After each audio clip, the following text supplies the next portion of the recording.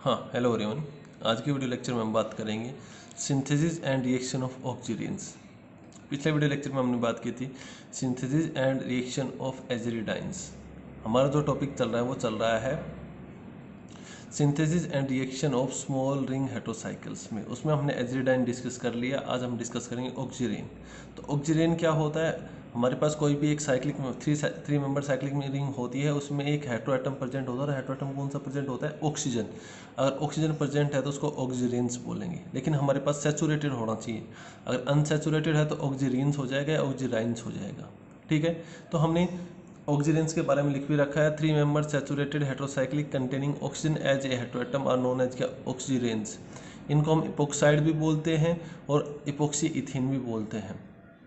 These are also designated as epoxide और alpha beta epoxy ethanes. ये alpha position, ये beta, तो इसको बोलेंगे अल्फा बीटा। अल्फा बीटा पे तो है और ऑक्सीजन है तो इपोक्सी, और क्या बोलेंगे? इसको इथेन बोलेंगे। ठीक है, तो हम डिस्कस करते हैं यहाँ सिंथेसिस एंड प्रिपरेशन, सिंथेसिस और प्रिपरेशन ऑफ क्या? इपोक्साइड। तो जो हमारा पहला टॉपिक है वो है इपोक्सीडेशन ऑफ एल्कीन्स। उसमें हम किससे करेंगे इपोक्सीडेशन? पर एसिड ऑक्सीडेशन बोलते हैं इसको। पर एसिड में, पर एसिड हमारे पास ये ऐसा होता है, ये लिख रखा पर एसिड है। पर एसिड में जनरली हम यूज करते हैं MCPBA। हम यूज करते हैं MCPBA। MCPBA का मतलब है meta chloro perbenzoic acid. Perbenzoic acid MCPB। ये M हो गया, ये C हो गया, ये P हो गया, ये B हो गया, ये A हो गया।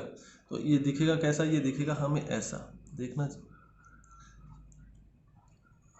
यह मेटा पे क्लोरो लगा दिया, इसके मेटाक्लोरो परबेंजोइक एसिड, ये होगा।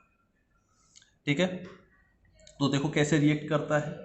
ये एल्कीन के इलेक्ट्रॉन, देखो जी, एल्कीन के इलेक्ट्रॉन यहाँ जाते हैं, है ना, ये इलेक्ट्रॉन यहाँ जाते हैं और ये इलेक्ट्रॉन यहाँ अटैक करते हैं, तो ये H+ फॉर्म में निकलेगा ना। तो H+ फॉर्म में निकलेगा तो एक तो देखो जी, ये किससे जुड़ रहा है? ऑक्सीजन से। एक तो इपोक्साइड की फॉर्मेशन हो रही है और एक बाहर क्या जा रहा है? एसिड बाहर जा रहा है। एक तो इपोक्साइड की फॉर्मेशन हो रही है और एक एसिड बाहर जा रहा है। हमेशा ध्यान रखना कि जब भी ये मैकेनिज्म होगा तो कंसर्टेड मैकेनिज्म होगा।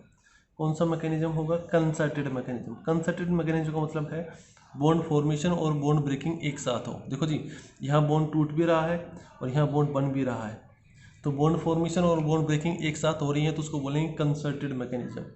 देखो आगे, इसमें आगे बात करते हैं। इसमें लिख रखा है, ध्यान रखना, जहाँ इलेक्ट्रॉन डेंसिटी ज़्यादा होगी, अगर मेरे पास एक से ज़्यादा एल्कीन या पाई बॉन्ड प्रेजेंट है तो हमेशा ध्यान रखना जहाँ इलेक्ट्रॉन डेंसिटी ज़्यादा होगी वो यहाँ से रिएक्ट करेगा। तो इसमें लिख रखा है epoxidation is highly dependent upon the electron density at the double bond, the substituent increasing electron density at the double bond enhance इपोक्सीडेशन।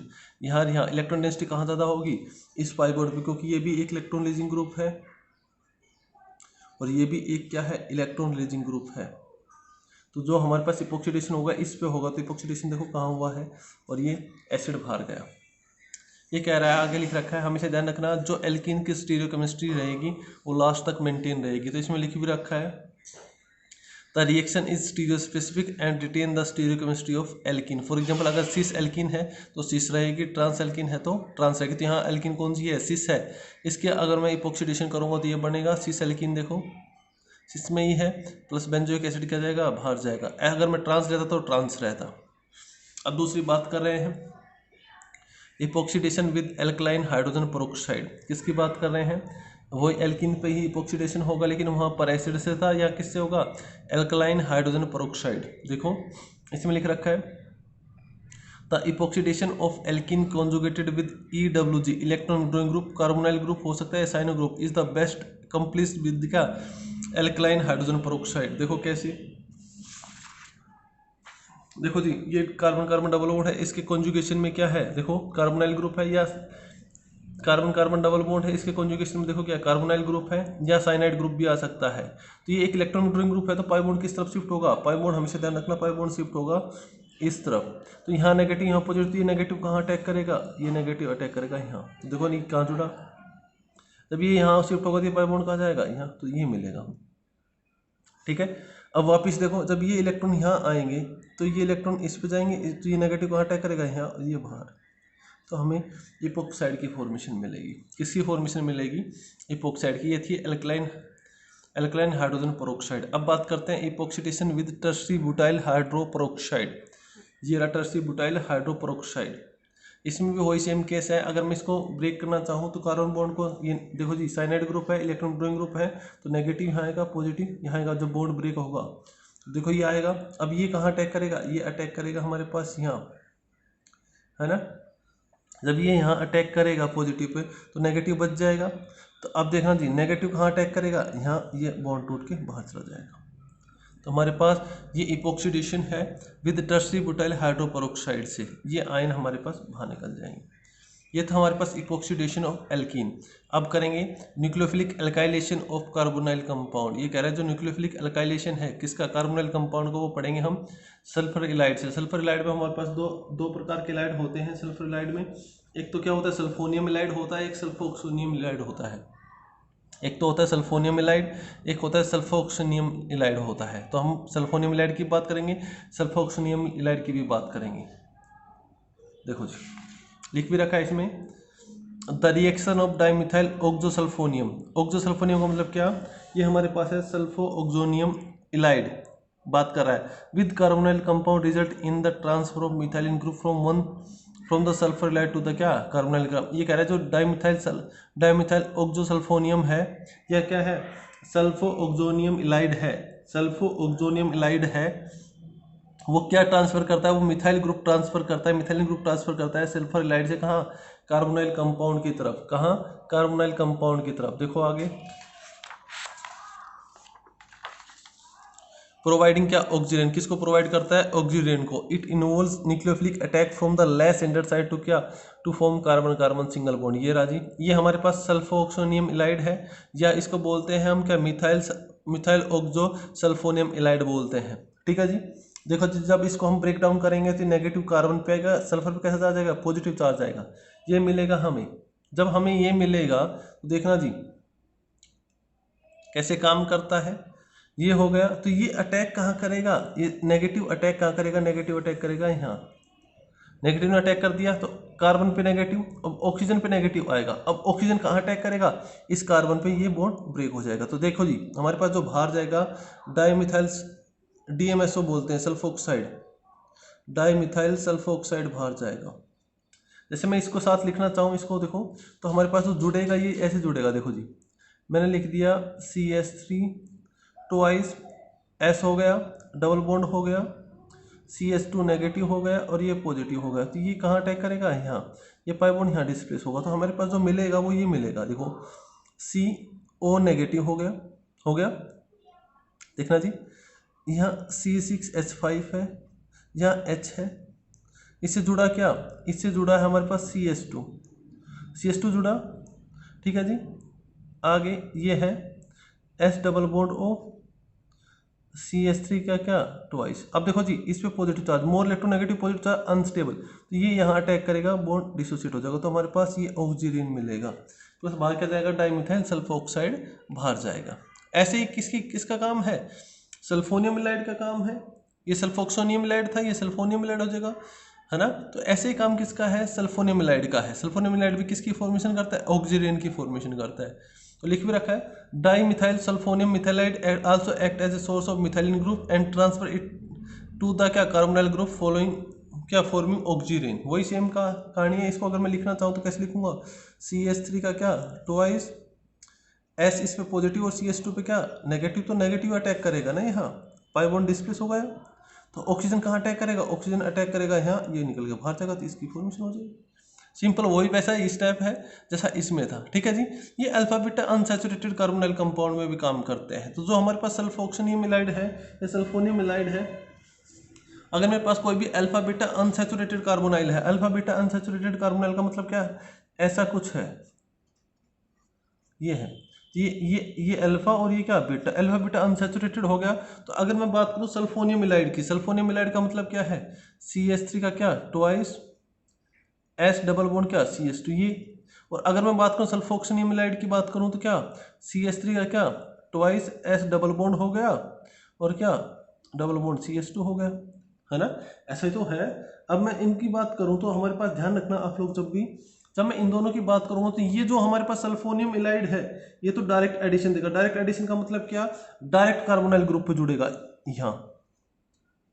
तब हमारे पास किसकी फॉर्मेशन करेगा, ये तो फॉर्मेशन करेगा ऑक्सीरेन की।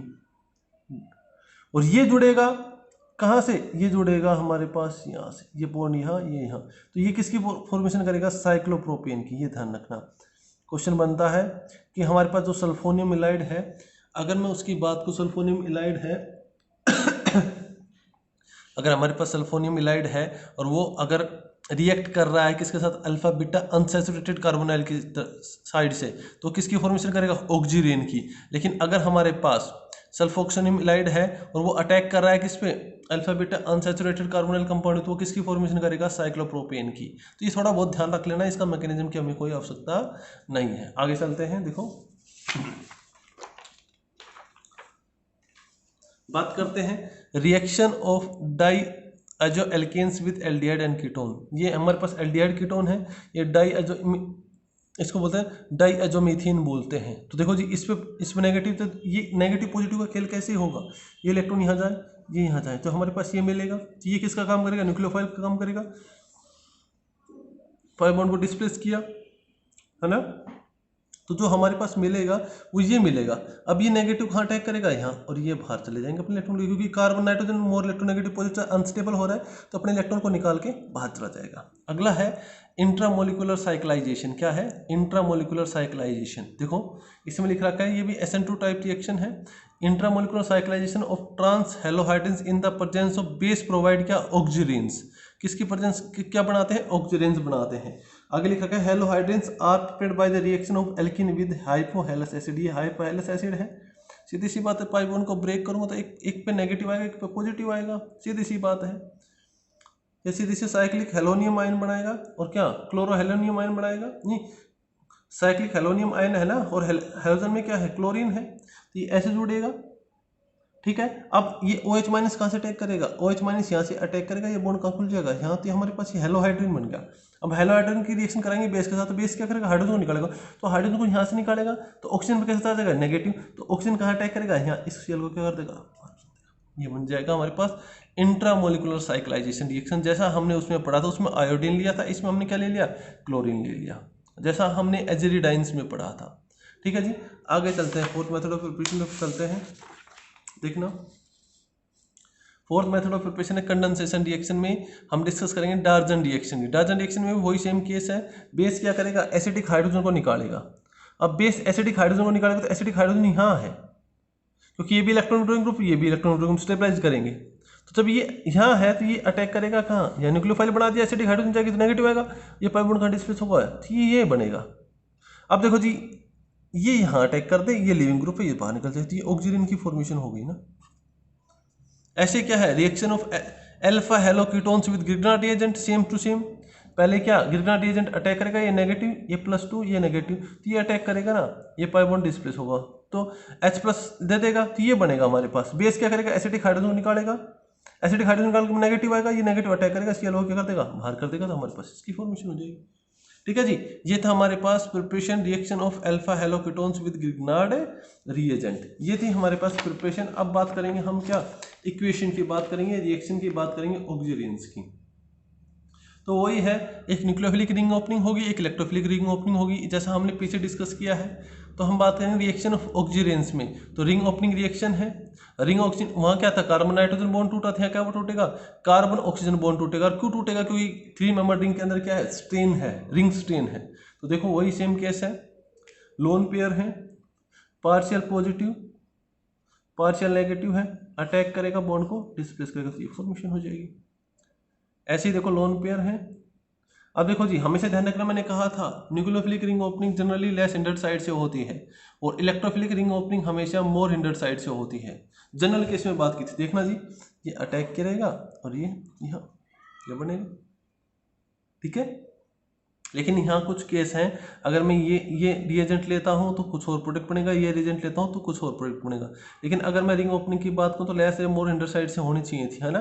देखो जी, लोन पेयर है, एक बार यहाँ से अटैक करेगा, एक बार यहाँ से अटैक करेगा। तो एक पाथ बी बोल रखा है, एक पाथ ए से बोल रखा है। तो पाथ बी से कब बनेगा, ध्यान रखना जी। पाथ बी की बात करूँ तो ये बॉन्ड टूटेगा, पाथ ए की बात करूँ तो ये बॉन्ड टूटेगा। तो जो अगर पाथ बी की बात करता हूँ तो ये बॉन्ड टूटेगा, तो ये प्रोडक्ट बनेगा ना। ये अटैक कहाँ करेगा, यहाँ। और पाथ ए की बात करूं तो ये बॉन्ड कौन सा टूटेगा, ये टूटेगा, तो ये कहाँ अटैक करेगा, यहाँ। ये बॉन्ड टूटेगा तो ये प्रोडक्ट बनेगा ना। ये कह रहा है अगर सोडियम हाइड्रोक्साइड और वाटर लेता हूं तो अगर पाथ मैं बात करता हूं प्रोडक्ट की तो 20% तो ए बनेगा, 65% क्या बनेगा, बी। इसका मतलब पता है आप लोगों को कि जो मेरे पास ये है, ये कहाँ से अटैक कर रहा है, मोर हिंडर साइड से अटैक कर रहा है। क्यों अटैक कर रहा है, ड्यू टू क्या, मोर स्टेबल कार्बोकेटाइन। ठीक है। दूसरी बात, अगर मैं इथोक्साइड लेता हूं और डाइऑक्सिन लेता हूं तो मेरे पास 41% तो ये ए बनेगा, है ना। और दूसरी बात 36% क्या बनेगा, बी। इसका मतलब पता है कि जनरली जो पॉसिबिलिटी है बनने की वो बी की ज़्यादा है, ये ध्यान रखना आप लोग। ठीक है जी, ये था हमारे पास। अब आगे चलते हैं, इसी के कुछ एग्जाम्पल ले रखे हैं हमने रिंग ओपनिंग के, देखना। जैसे कि ये है हमारे पास, अगर मैं बात करूं तो रिंग ओपनिंग किस साइड से होगी, रिंग ओपनिंग करनी चाहे तो सीधी सी बात है भाई। अब देखो, एक बेंजीन रिंग ये रही, एक बेंजीन रिंग ये रही, तो जब रिंग ओपनिंग यहाँ से होगी तो यहाँ नेगेटिव, यहाँ पॉजिटिव, सीधी सी बात है। और पॉजिटिव आएगा तो इस रेजोनेंस से स्टेबलाइज होगा, इस रेजोनेंस से स्टेबलाइज होगा। तो रिंग ओपनिंग किस साइड से होगी, इस साइड से होगी। तो देखो जी, ये मिलेगा। अब न्यूक्लियोफाइल आएगा, कोई भी न्यूक्लियोफाइल कहाँ अटैक करेगा, यहाँ।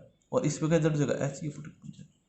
अब देखना जी, यहाँ दो केस हैं, एक लिथियम एल्यूमिनियम हाइड्राइड है, एक lithium aluminium hydride Lewis acid के साथ है। तो हमेशा ध्यान रखना, लिथियम एल्यूमिनियम हाइड्राइड है, H नेगेटिव अटैक करेगा, न्यूक्लियोफिलिक रिएजेंट होते हैं। तो ये अटैक करेगा तो कहाँ से, लेस हिंडर साइड से अटैक करेगा, प्रोडक्ट की फॉर्मेशन करेगा। लेकिन अगर मैं बात करूँ लेविस एसिड की, तो लेविस एसिड ये है, तो पहले तो लोन पेयर के साथ जुड़ेगा ही, जुड़ेगा तो इस पर पॉजिटिव चार्ज।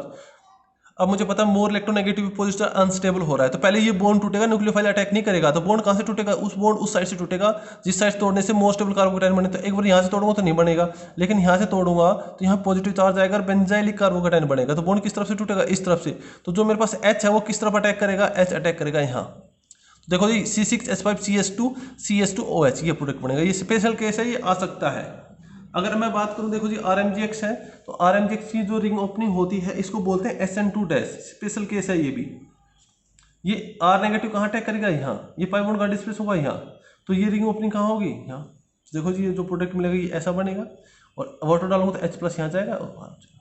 ठीक है, ये था हमारे पास। अब देखो आगे, आगे लिख रखा है the reaction of oxygen with phosphorus allied of क्या, फॉस्फेन्स या फॉस्फोनेट्स है, कन्वर्ट्स ऑक्सीजन टू क्या, साइक्लोप्रोपेन्स। किस में कन्वर्ट करते हैं ऑक्सीजन को, साइक्लोप्रोपेन में कन्वर्ट करते हैं। द रिएक्शन प्रोसीड विद क्या, इन्वर्जन इन कॉन्फिगरेशन। कैसे होती है देखो आप लोग,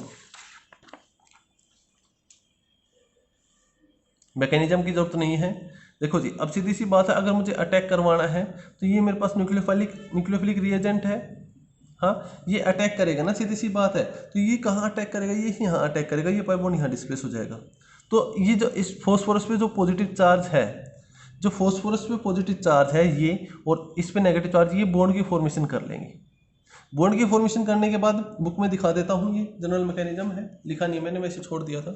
जैसे कि मेरे पास ये है, रिंग है, ये अटैक कहाँ से कर रहा है, यहाँ से। देखो ये हो गया।